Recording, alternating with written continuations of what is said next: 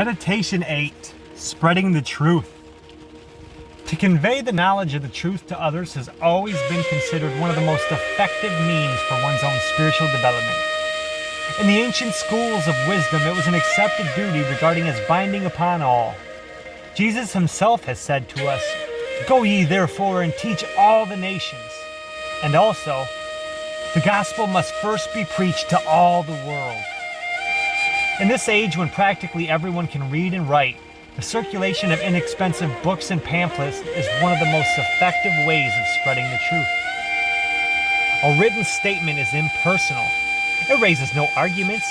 It is never inopportune because the recipient will naturally wait until he is ready before reading it.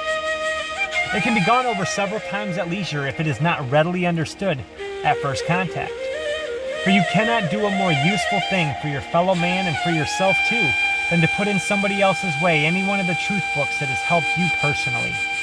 This practice, in Shakespeare's phrase, is twice blessed. It blesses him that gives, and it blesses him that takes. So hear a modern parable on this. John Smith bought a truth book.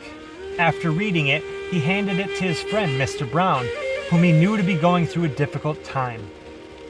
Mr. Brown was immediately struck with it. These ideas were quite new to him, and he carried the little book around in his pocket, followed the instruction given by it, and made a beautiful demonstration. He was so enthusiastic that he broached the subject to his business colleague Jones during lunch and presented him with his own copy. But Jones, as it happened, was not really interested, so he took the little book merely out of politeness, glanced at the first page, and then threw it away.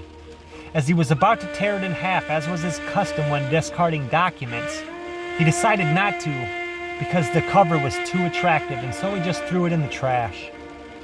His stenographer, Miss Robinson, though, found it among the trash, and liking the looks of the cover, she took it home and then studied it carefully. She determined to try it on a personal problem that was making her own life miserable at the time, and being unusually simple and direct in her methods, she demonstrated within 3 days. She then mailed her copy to her brother in a different city.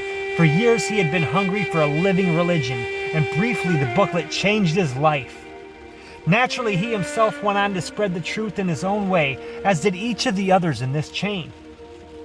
In this parable, we see that John Smith, by a single act, became the means of blessing quite a number of people, most of whom he never even met.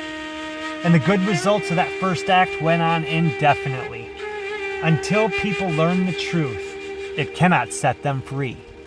Help them learn the truth today.